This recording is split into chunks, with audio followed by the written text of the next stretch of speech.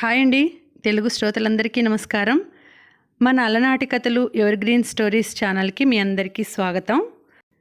మాలతి చందూర్ గారు రాసిన కృష్ణవేణి ఇప్పుడు మొదలు పెట్టబోతున్నాను. ముందు భాగంలో జయాలక్ష్మి నవలకి కొనసాగింపు ఇది. జయాలక్ష్మిలో చివరి భాగం ఏంటంటే, సుశీల తన పిల్లల్ని చూడాలని అంటుంది. సుశీల తల్లిదండ్రులు ఇద్దరూ ఆమెను చూసేదానికి వస్తారు. సుశీల భర్త లేనప్పుడు తన పిల్లల్ని ఎలాగైనా తెచ్చి చూపిస్తానని చెప్తుంది. సుశీల చాలా ఆనందపడుతుంది. ఇలా సాగుతూ ఉంది కథ. ఇంకా ఇప్పుడు కృష్ణవేణిలో కథ మొదలవుతుంది. ఏం జరుగుతుంది అనేది ఇక్కడ తెలుసుకుందాం మనం.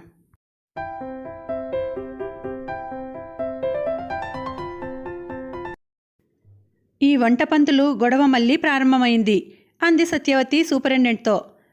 మళ్ళీ పిచ్చా? నవ్వుతూ అడిగింది కృష్ణవేణి. వంటపంతులు పిచ్చి అందరికీ నవ్వులాట విషయం. కానీ ఒక్కోసారి ఈ పిచ్చి కృష్ణవేణి చెవుల దాకా వస్తుంటుంది. చాలాసార్లు ఇతని వ్యవహారాలు స్టాఫ్లోనే సర్దుకుపోతుంటాయి. వంటపంతులు ఏ ప్రాంతం వాడో తెలీదు. అతను తమిళం, తెలుగు, హిందీ ధారాళంగా మాట్లాడతాడు. సన్నగా, ఎర్రగా, ఊచలా ఉంటాడు.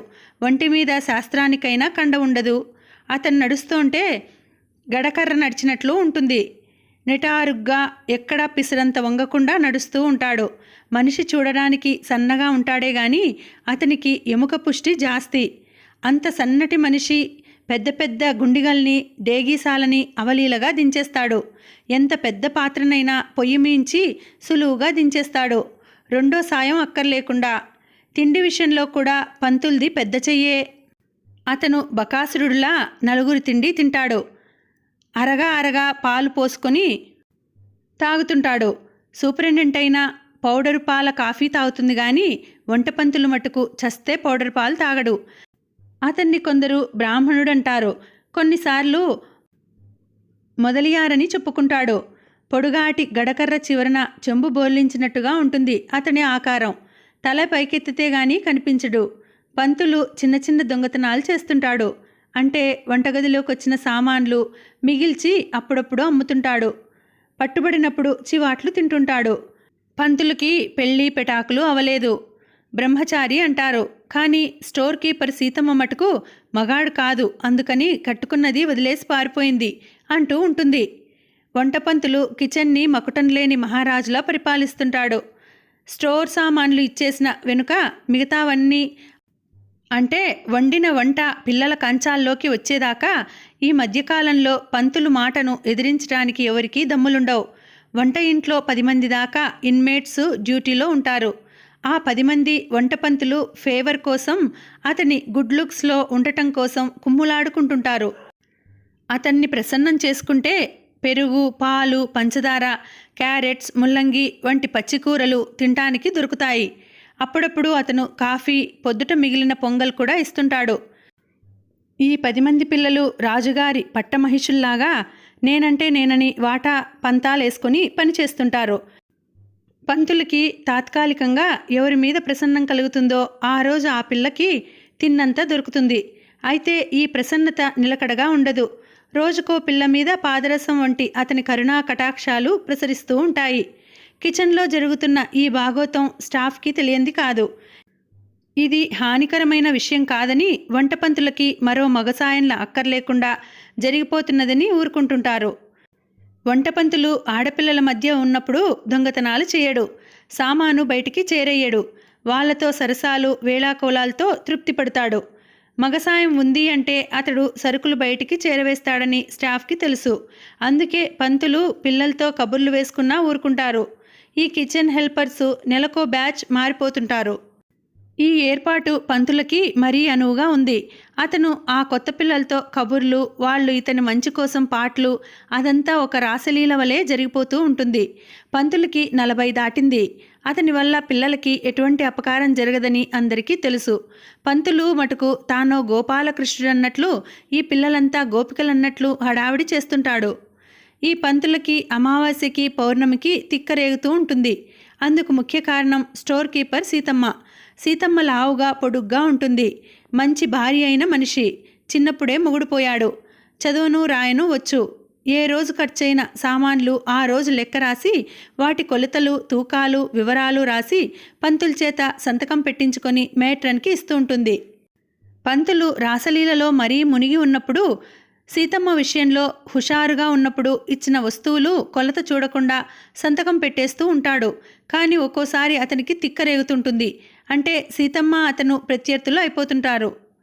అలాంటప్పుడు సీతమ్మ కొలతలు తప్పుగా ఇస్తోంది, కందిపప్పు 5 కిలోలు కొలిచి 6 కిలోలుందని, నూనె రాసిన దానికి తక్కువ ఇచ్చిందని పేచి మొదలు పెడతారు. నువ్వు ఎదురుగుండా ఉండి కొలుచుకో అంటుంది సీతమ్మ. కొలుచుకోవడం తూచడం నా డ్యూటీ కాదు, వండడం దాకానే నా పని, ఎక్కువ తక్కువలైతే నా జవాబుదారీ కాదు అని వంటపంతుల వాదన. 2 రోజుల నుంచి ఆఖరి బ్యాచి పిల్లలకు అన్నం సరిపోవడం లేదు. మేట్రన్ గొడవ, పిల్లల కంప్లైంట్. వంటపంతులు చుట్టూ 10 మంది ఆడపిల్లల్ని పెట్టుకొని వాళ్ళని గుర్రాల్లాగా మేపుతున్నాడు, అంచేత తగ్గుతోంది. కావాలని వాళ్ళు తిన్నంతా తిని మిగతాది పొయ్యిలో పారేస్తున్నారు అంటుంది సీతమ్మ. వంట అయ్యాక కిచెన్ పక్క గదిలో 2 అరుగుల మీద సాంబారు కలిపిన అన్నం, మజ్జిగ కలిపిన అన్నం పెద్ద పెద్ద డేగిసాల్లో పెడతారు. ఆ డేగిసాల్లో పొడుగాటి చిప్పగెరిటెలు ఉంటాయి. ఒక్కో పిల్లకి ఓ గరిటె సాంబారన్నం, గరిటె మజ్జిగన్నం పెడతారు పళ్ళెంలో. ఈ చిప్పలో సుమారు అలాకు బియ్యానికి దగ్గర అన్నం పడుతుంది.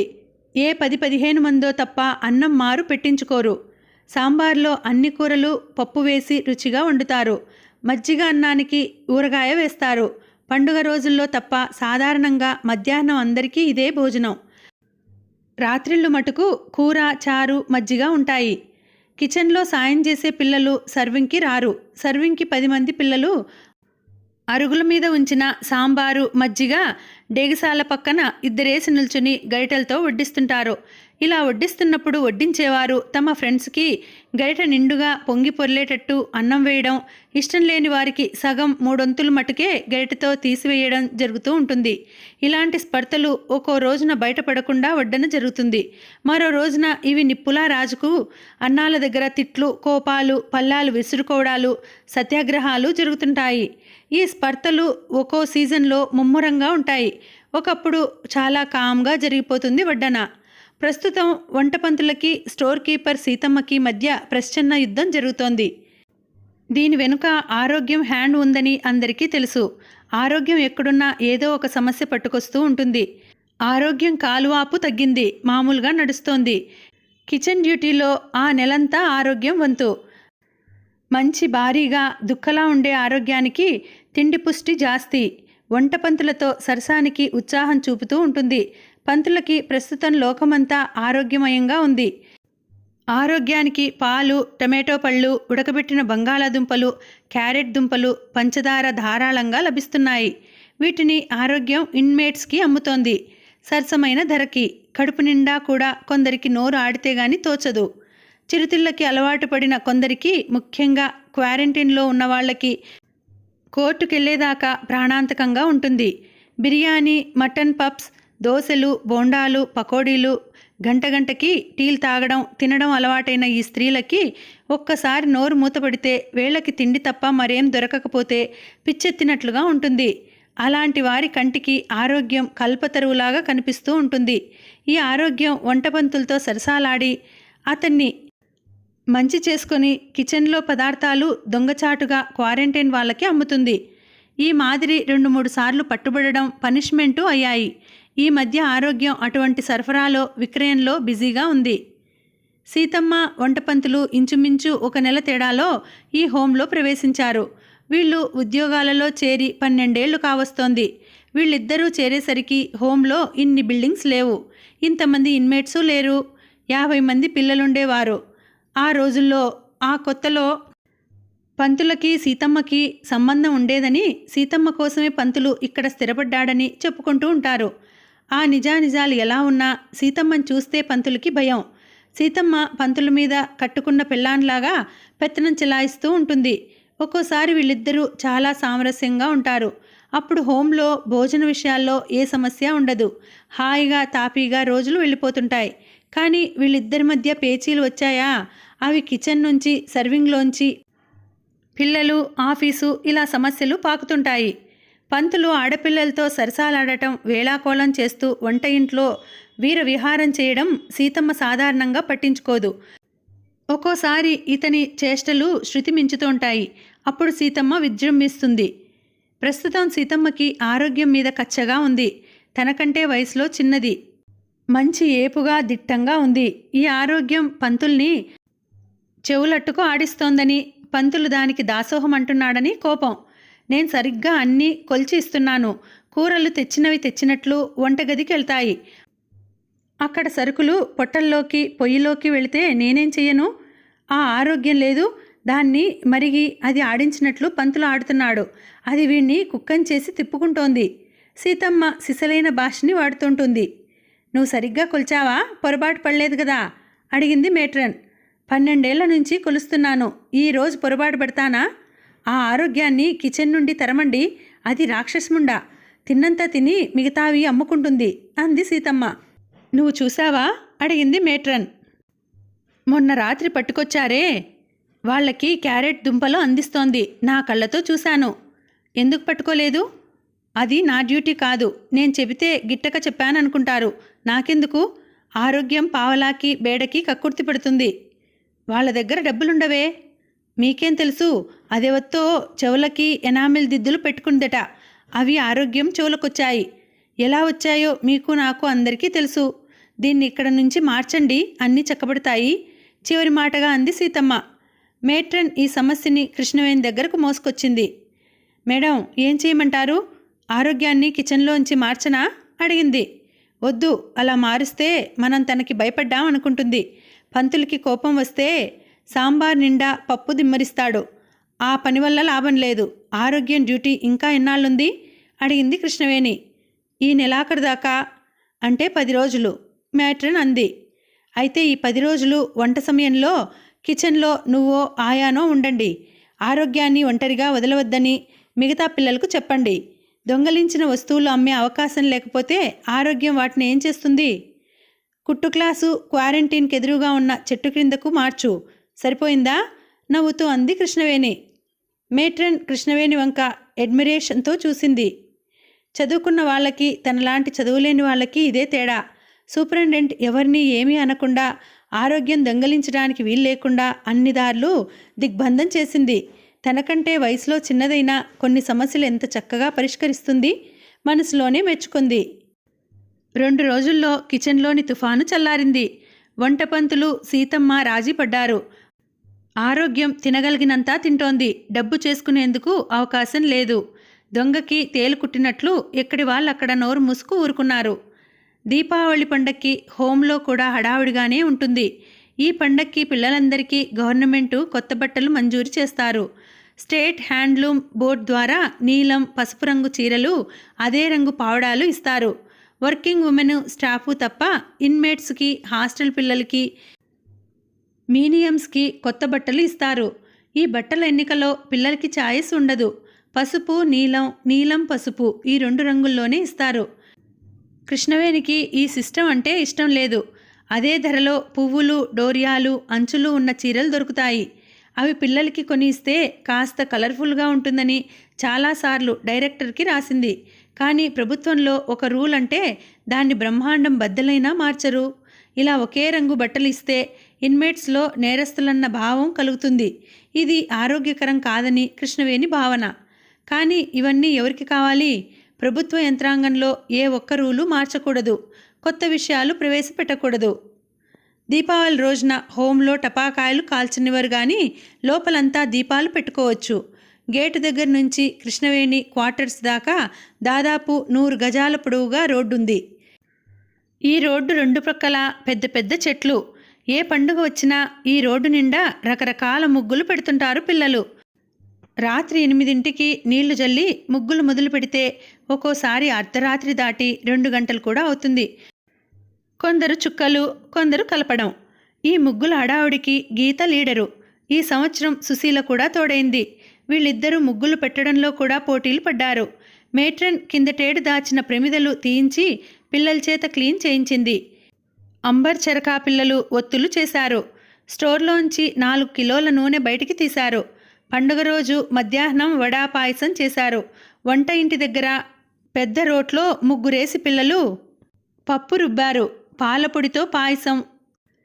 తలంట్లు పోసుకున్న పిల్లలందరూ కొత్త బట్టలు కట్టుకున్నారు. అందరిలో ఒక ఉత్సాహం, కదలిక. సాయంత్రం నుంచి దీపాల హడావిడి. అన్ని మూలల్లో ప్రమిదలు వెలిగించారు. అన్ని చోట్ల అల్లల్లాడే కాంతి. ఆ దీపాల వెలుగులో సుశీల చాటుకెళ్ళి కళ్ళు తుడుచుకోవడం గమనించింది కృష్ణవేణి. తను సుశీలకి మాటిచ్చి నెల దాటిపోయింది. ఆ తల్లిని పిల్లల్ని కలపగలుగుతుందా? కృష్ణవేణికి ఏదో బరువుగా, భారంగా ఉంది. దీపావళి వెళ్ళిన 3వ రోజున సుశీల తండ్రి పిల్లల్ని తీసుకొచ్చాడు. సుశీల పిల్లలు వచ్చారన్న వార్త అంచీల మీద పాకింది హోంలో. సాయంత్రం 5 దాటింది. సుమారు 2 నెలల అనంతరం సుశీల పిల్లల్ని చూసింది. పిల్లలు తల్లిని వాటేసుకుని బావురుమన్నారు. అందులో చిన్నపిల్ల తల్లి ఎక్కడ పారిపోతుందో, ఎక్కడ కనపడకుండా పోతుందో నన్న భయంతో తల్లి చెయ్యి పట్టుకుని వదలడం లేదు. తల్లి చంక దిగడం లేదు. ఉత్తప్పుడు చిన్న చిన్న విషయాల్లో కీచులాడుకున్నా కష్టం అనేసరికి హోంలో అందరి పిల్లలు ఒకటవుతారు. పడుకునే స్థలం దగ్గర నుంచి, బట్టలు ఆరేసుకునే చోటు దగ్గర నుంచి నా చోటు నా చోటు అని హోరాహోరీ అదేదో దేశపు సరిహద్దులు ఆక్రమిస్తున్నంత తీవ్రంగా కచ్చగా పొట్లాడుతుంటారు. అదే ఇంకొకరికి కష్టం, తోటి ఇన్మేట్ బాధలో ఉంది అంటే ఈ కక్షలు, కార్పణ్యాలు మర్చిపోతుంటారు. సుశీలకి జరిగిన అన్యాయం అందరికీ తెలుసు. ముఖ్యంగా కోరింత దగ్గుతో ఉన్న 7 ఏడాది పిల్లని తల్లి నుంచి విడదీశారని, ఆ పిల్లల కోసం సుశీల కంటికి మంటికి ఏకదారిగా ఏడుస్తోందని అందరికీ తెలుసు. సుశీల పిల్లలు హోంకి వచ్చారు అంటే దీపావళి పండుగ నాటి కంటే కోలాహలంగా, ఉత్సాహంగా ఉంది. ఎలా తెచ్చారో, ఎలా పుట్టించారో. బిస్కెట్ల ప్యాకెట్లు ఒకళ్ళిచ్చారు, చాక్లెట్ల పొట్లం ఇంకొకళ్ళిచ్చారు. ఆరోగ్యం ప్లాస్టిక్ బొమ్మ తెచ్చిచ్చింది. సుశీల చిన్న కూతురు భయంగా, సిగ్గుగా నవ్వింది. ఆరోగ్యాన్ని చూసి. ఆరోగ్యం చేతులు చాచింది. ఒక్క క్షణం పస్తాయించి ఆ పసిది ఆరోగ్యం చేతుల్లోకి వచ్చింది. అందరూ ఆశ్చర్యంగా చూశారు. వచ్చినప్పటి నుంచి తల్లి చేతుల్లోంచి కదలని ఈ పిల్ల ఆరోగ్యం పిలవగానే కొత్త లేకుండా ఎలా వెళ్ళిందో. సుశీల దగ్గర పిల్లల్ని వదిలి సుశీల తండ్రి ఆఫీసు హాల్కొచ్చాడు. కృష్ణవేణి ఇంకా టేబుల్ దగ్గరే ఉంది. సత్యవతి, అంబుజం చెరో పక్క నిల్చొని ఉన్నారు. అంబుజం తయారు చేసిన మంత్లీ రిపోర్ట్ని చెక్ చేస్తోంది.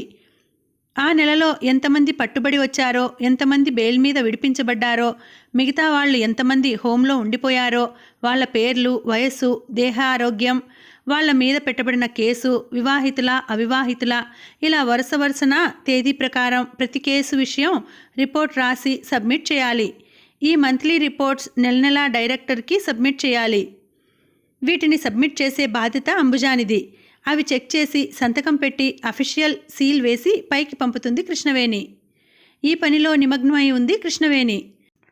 సత్యవతి స్టోర్ స్టేట్మెంటు, అకౌంట్స్ తయారు చేస్తుంది. ఇవి కూడా నెల నెల పైకి సబ్మిట్ చేయాలి. ఈ 2 స్టేట్మెంట్స్ తయారు చేయడం, కౌంటర్ చెక్ చేసి సబ్మిట్ చేయడం, ఇది 2 రోజుల పని. కృష్ణవేణి ఫైనల్ చెక్ చేస్తోంది. పెద్దమ్మగారు, చిన్నమ్మగారులు ఏకాగ్రతతో పనులు చేసుకుంటుంటే లోపలికెళ్లే ధైర్యం లేక బయటనే నిల్చుండిపోయాడు సుశీల తండ్రి. అతనికి మనసులో ఆందోళనగా ఉంది. అల్లుడిని, చిన్న కూతురిని సినిమాకి పంపి పిల్లలిద్దరినీ ఇక్కడికి తీసుకొచ్చాడు. టిక్కెట్లు దొరకక వాళ్ళు వెనక్కి వస్తే కొంప మునుగుతుంది. టిక్కెట్లు దొరక్కపోతే అలా బీచ్కి, హోటల్కి వెళ్ళిరమ్మని రహస్యంగా చెప్పాడు కూతురికి. కానీ అల్లుడికి అనుమానం తోచిందా, అన్నీ మానుకుని వెనక్కి వచ్చేస్తాడు. ఈ పిల్లల్ని తీసుకొని ఎంత తొందరగా ఇంటికెళితే అంత మంచిది. పిల్లల్ని ఇక్కడికి తీసుకొచ్చేదాకా ఒక ఆందోళన, వెనక్కి తీసుకెళ్లేదాకా మరో ఆదుర్ద. చంటిదాన్ని తల్లి చేతుల్లోంచి విడదీయాలంటే తనకే కష్టంగా ఉంది. అది రానని మారం చేస్తుంది. ఇక్కడికి తీసుకువచ్చినట్లు తండ్రికి చెబుతుందా? తల్లిని చూశామని పిల్లలు చెబుతారా? పెద్దదాన్ని చెప్పవద్దని ఎలాగో అలా బతిమాలవచ్చు. రెండోదానికి ఇంకా మాటలు రాలేదు. అది కొంత నయమే. మళ్ళీ తలెత్తి చూశాడు సుశీల తండ్రి. లోపల అమ్మగారులింకా పని తొందరలో ఉన్నారు. లోపలికెళ్ళడానికి గుండె ధైర్యం చాలలేదు. మెట్ల మీద చతికిలబడ్డాడు సుశీల తండ్రి. కూతురికి, అల్లుడికి టిక్కెట్లు దొరికి ఉంటాయా? తను కావాలనే చిన్న కూతుర్ని అల్లుడికి మాలిమి చేస్తున్నాడు. అలిమేలు ఆశ లేకపోతే అల్లుడు ఇక్కడుండడు, పిల్లల్ని తీసుకెళ్ళిపోతాడు. పిల్లలు ఎన్నూరు వెళ్ళిపోతే ఆ వరహాలమ్మ బుట్టలో వేసి పిల్లనిచ్చి పెళ్లి చేస్తుంది. అప్పుడు ఈ పసివాళ్ల గతేమిటి? వీళ్ళని సవితి తల్లి సరిగ్గా చూస్తుందా? అల్లుడు పూర్తిగా పరాయివాడైతే తమకి పిల్లల మీద హక్కు ఉండదే. అప్పుడు ఈ పిల్లల మాటేమిటి? భగవంతుడా, ఎన్ని కష్టాలు తెచ్చిపెట్టావు. ఈ పెద్దది తన కాపురంలో నిప్పులు పోసుకుంది, తన కుటుంబాన్ని బజారుకీడ్చింది, పిల్లల నోట్లో మన్ను పోసింది. మెట్ల మీద అలికిడవడంతో తలెత్తాడు ముసలాడు. చిన్నమ్మలిద్దరూ మెట్లు దిగి వెళ్తున్నారు. లోపల పెద్దమ్మగారు ఒక్కతి ఉన్నారు. తన రోజు బాగుంది అనుకుంటూ లేచాడు సుశీల తండ్రి. అమ్మగారు అన్నాడు గుమ్మం అవతల నుంచొని. కృష్ణవేణికి చికాగ్గా తల దిమ్ముగా ఉంది. ఈ లెక్కలు స్టాటిస్టిక్స్ అంటే ఆమెకి తలనొప్పి. గవర్నమెంట్ ఉద్యోగంలో ఈ బోడి చాకరీకి ఉన్న సమయమంతా వృధా అవుతుందని తెలుసు. ఈ కాగితాలు వివరాలు ఎవరు చూస్తారు? అన్ని ఫైళ్లలో కూర్చుంటాయి. పంపిన కాగితాల్ని ఎవరూ చూడరు. పంపకపోతే మటుకు సంజాయిషి. తల ఎత్తింది కృష్ణవేణి. ఎదురుగా సుశీల తండ్రి. ఏం, ఎందుకొచ్చావు? నీ కూతురు ఇంకా చచ్చిపోలేదని బంగగా ఉందా? ఆ పిల్ల ఏడుపు చూసి ఆనందిద్దామని వచ్చావా? గయ్యమని లేచింది కృష్ణవేణి. ముసలాడు బిత్తరపోయాడు. ఈ అమ్మగారు ఎందుకు అరుస్తున్నారు? తనేమంత తప్పు చేయలేదే. పైపెచ్చు అల్లుడి కళ్ళు గప్పి పిల్లల్ని తీసుకొచ్చాడు. అమ్మగారు సంతోషిస్తుందనుకున్నాడు. పాయిలా మాట్లాడుతుందనుకున్నాడు. తన కడుపులోని మాటని మెల్లగా ఈమె చెవిన వేద్దామనుకున్నాడు. నోట మాట రాకుండా నిల్చుండిపోయాడు. కృష్ణవేణికి దీపావళి నాటి దీపాల వెలుగులో కళ్ళనీళ్లు తుడుచుకుంటున్న సుశీల మొహం జ్ఞాపకం వచ్చింది. ప్రతీదీ లెక్క డొక్కలడిగే ప్రభుత్వం ముందు మనుషుల సంగతి ఆలోచించదు. చెడు ప్రవర్తనకి ఆడవాళ్ళనే ఎందుకు శిక్షిస్తుంది? ఆడది అన్నప్పుడు ఆ మనిషికి పిల్లలు, హృదయం, మనసు ఇవి ఉంటాయని వీళ్ళకెందుకు తట్టదు? ఎంతకీ అంకెలు, రిపోర్ట్లు. ఈ రిపోర్ట్ల వల్ల సుశీల వంటి నిర్భాగ్యులకి ఒరిగేదేమిటి? తల్లిని పట్టుకొచ్చేటప్పుడు పిల్లల్ని ఎందుకు వదిలేస్తారు? ఆఖరికి జంతువుల విషయంలో కూడా పాడి ఆవును అమ్ముతుంటే దూడని వెంట తోల్తారే. అలాంటిది తల్లిని పిల్లల్ని విడదీసే ఈ రక్షణ ఎలాంటిది? రక్షణ అన్నమాట ఎంత అర్థవిహీనం. మనసు ఉడికిపోతోంది. అమ్మగారు పిలిచాడు ముసలాడు భయంగా. ఏం గద్దిస్తున్నట్లు అడిగింది కృష్ణవేణి. పిల్లల్ని తీసుకొచ్చాను, తమకి మనవి చేసుకుందామని. కృష్ణవేణి కోపం తాటాకుల మంటలాగా గబుక్కన చల్లారిపోయింది. ఏరి, సుశీలకి తెలుసా? తమరు పనిలో ఉన్నారు, పిల్లలు అమ్మాయి దగ్గర ఉన్నారు. నీ అల్లుడు ఒప్పుకున్నాడా? లేదమ్మా, అతనికి తెలియకుండా తీసుకొచ్చాను. ఈ పిల్లల కోసం చిన్నపిల్లని అతనితో సినిమాకు పంపాను. అతనికి తెలిస్తే చంపేస్తాడు. మరి అది పిల్లలని అల్లాడిపోతోంది. దాని తల్లి ప్రాణం నాకు మటుకు తెలీదా? ఇప్పటిదాకా అవకాశం దొరకలేదు. ఈ రోజు ఎలాగో వీలైంది. వాళ్ళు సినిమా నుంచి వచ్చేలోగా వీళ్ళని ఇంటి దగ్గర చేర్చాలి. కృష్ణవేణికి కాస్త తృప్తిగా ఉంది. తను సుశీలకి మాట ఇచ్చింది. తను ఇచ్చిన మాట నిలబెట్టుకున్నా లేకపోయినా కనీసం పిల్లల్ని కంటితో చూసుకోగలిగింది. అది కొంతవరకు నయం. ముసలాడిని గురించి తను పొరబడింది. అతనికి ప్రేమ, హృదయం ఉన్నాయి.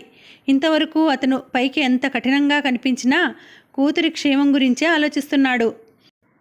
ఇతని నిదానంలో, కాఠిన్యంలో కొంత అర్థం ఉంది. జాగ్రత్తగా వ్యవహారం నడిపి ముసలాడు అల్లుడిని, కూతుర్ని కలుపగలుగుతాడా? సుశీల కాపురం నిలబెట్టగలుగుతాడా? ఆ పని చేయగలిగితే ఎంత బాగుండును అనుకుంది కృష్ణవేణి. పక్క చర్చిలోంచి గంటలు వినిపిస్తున్నాయి. ఆ పక్క చర్చికి సమాధానంగా ఎదుటి చర్చిలోంచి ఆ గంటలకి బదులుగా దూరాన ఉన్న ప్రొటెస్టెంట్ చర్చిలోంచి గంటలు వినిపిస్తున్నాయి. ఈ 3 చర్చి గంటలు ఒకదాంతో ఒకటి పోటీపడి గంటలు మ్రోగిస్తున్నాయి. సాయంత్రాల వేళ ఈ చర్చి గంటలు సాధారణంగా వినిపించవు. ఉదయం వేళ మటుకు కృష్ణవేణి ఈ చర్చి గంటలు విన్నాకనే నిద్రలేస్తుంది. దూరాన మసీదులోంచి నమాజు, ఈ నమాజు తిలతిలవారుతుంటే లౌడ్ స్పీకర్లోంచి వినిపిస్తూ ఉంటారు. ధనుర్మాసంలో ఏ మూల నుంచో తిరుప్పావై వినిపిస్తూ ఉంటుంది. అది బహుశా ఆ చుట్టుపక్కల కోవెల నుంచి అయి ఉంటుంది.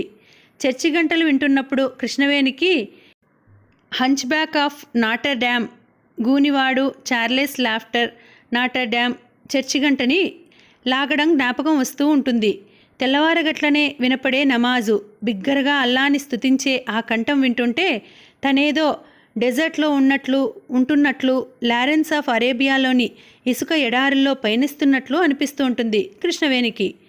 శ్రీవిల్లు పుత్తూరు అండాలు, ఆ రంగనాథునికి తను ధరించిన పూలమాల విన్నవన్నీ మనసులో కదులుతాయి. ధనుర్మాసంలోని తిరుప్పావై ఈ చుట్టూ పరిసరాలని చిక్కుపడ్డ దారాల వంటి ఈ నిర్భాగ్యుల సమస్యలని మర్చిపోయేందుకు కాసేపన్నా ఈ బాధల నుంచి కన్నిటి నుంచి తప్పించుకునేందుకు తన మనసు ఆ దూర ప్రాంతాలకి పయనిస్తోందని కృష్ణవేణికి తెలుసు. ఈ ఊహలు ఒక రకమైన పగటి కలలు, పలాయనం అని కూడా తెలుసు. కానీ ఇందులో తప్పులేదు, హాని లేదు అని సరిపెట్టుకుంటూ ఉంటుంది. అమ్మగారు, మళ్ళీ రెట్టించాడు సుశీల తండ్రి.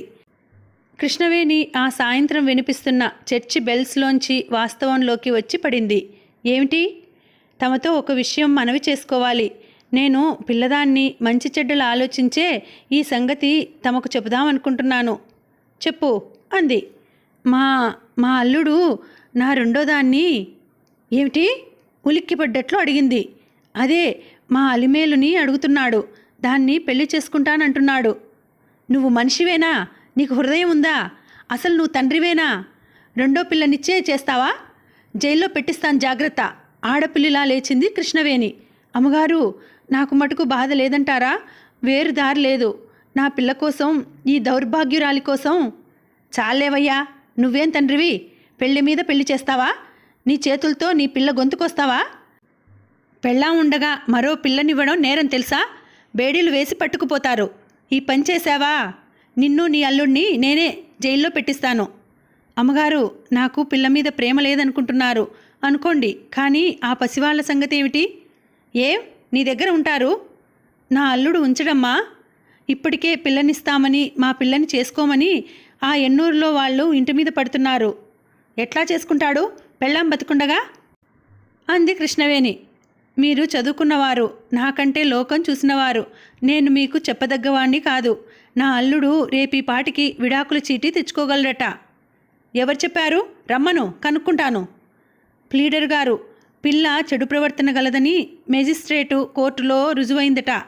అందుకనే ఈ హోంలో పెట్టారు. అది చూపించి చెల్లు చీటీ తెచ్చుకోవచ్చునని చెప్పారు.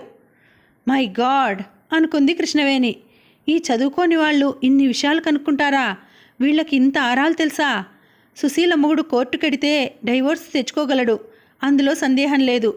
ఈ ముసలాడిని బెదిరించి పెళ్లి ఆపితే సుశీల ముందు ఉందన్న కాపురం చేసుకోగలదేమో. ఎవడయ్యా చెప్పింది? పెళ్ళాం బతికుండగా పెళ్లి చేసుకుంటే సంకెళ్ళు వేసి పట్టుకుపోతారు. చెప్పుడు మాటలు విని రెండో దాని గొంతు కొయ్యకు అంది. పెద్ద పిల్ల కోసం, దాని పిల్లల కోసం చిన్నదాన్ని గొంతు కొయ్యాలమ్మా. పెళ్ళాం పిచ్చిదైతే, దీర్ఘవ్యాధులుంటే, చెడ్డదైతే విడాకులు ఇచ్చుకోవచ్చట. అందులోనూ పోలీస్ కేసులో శిక్షపడి ఇక్కడుంది అంటే మరీ సులభమంట. ఇవన్నీ మా అల్లుడు ప్లీడర్ దగ్గర కనుక్కొచ్చాడు. కృష్ణవేణి మాట్లాడలేదు. అమ్మగారు, మీరు నా విషయం ఆలోచించండి.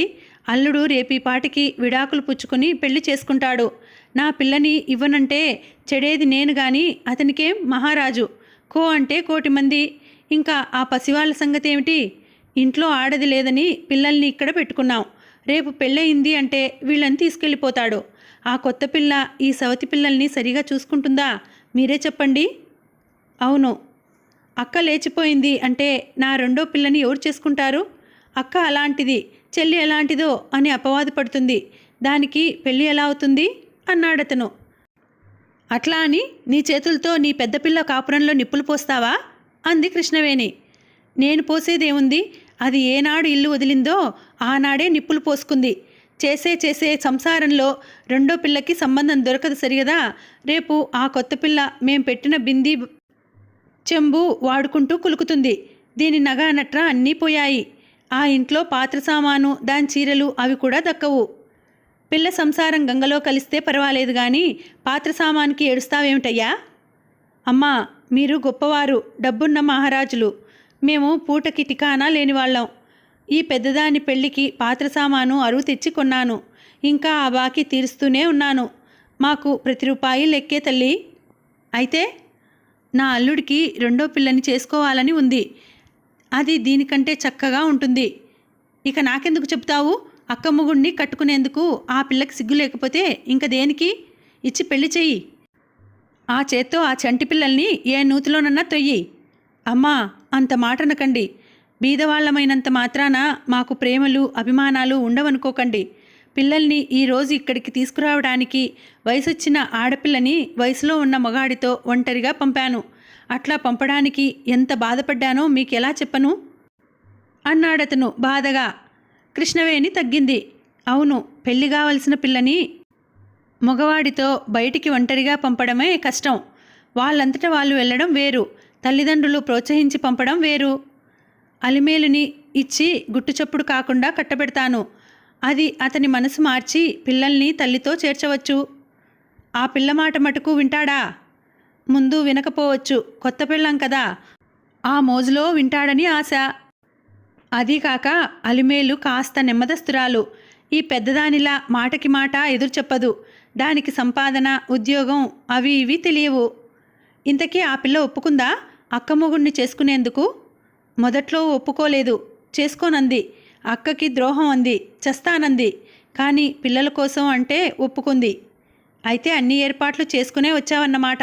ఇక నాతో ఎందుకు?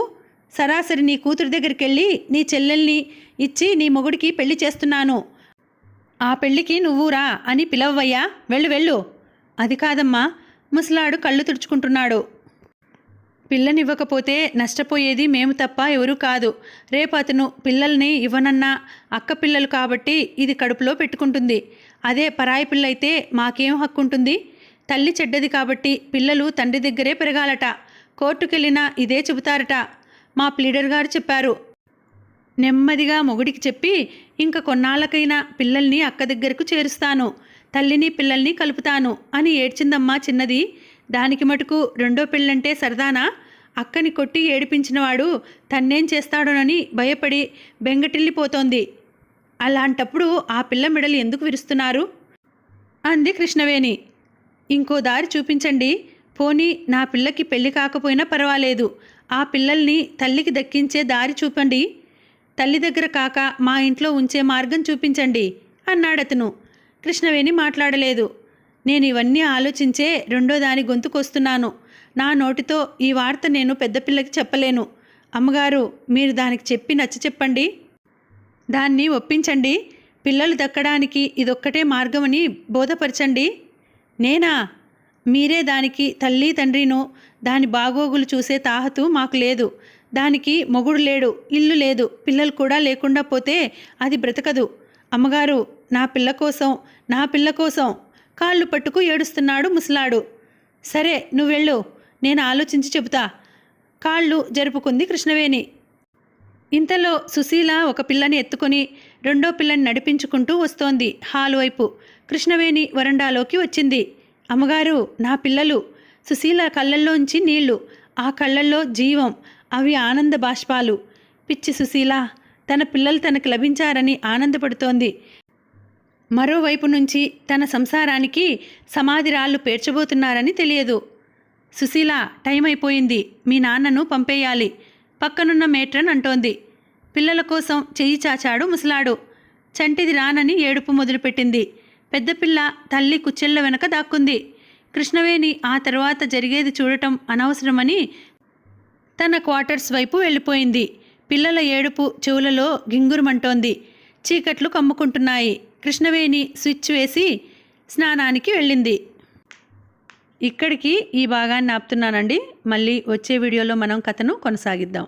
మీకు ఈ వీడియో నచ్చినట్లయితే తప్పకుండా లైక్ చేయండి. అలాగే ఇంకా ఎవరైనా మన ఛానల్ని సబ్స్క్రైబ్ చేసుకోకపోతే తప్పకుండా ఇటువంటి మంచి మంచి వీడియోస్ కోసం సబ్స్క్రైబ్ చేసుకోండి. అలాగే మీ ఫ్రెండ్స్కి, రిలేటివ్స్కి షేర్ చేయండి మన వీడియోస్ని. మళ్ళీ వచ్చే వీడియోలో కలుసుకుంటాను. అంతవరకు సెలవు. నమస్తే. Thank you for watching.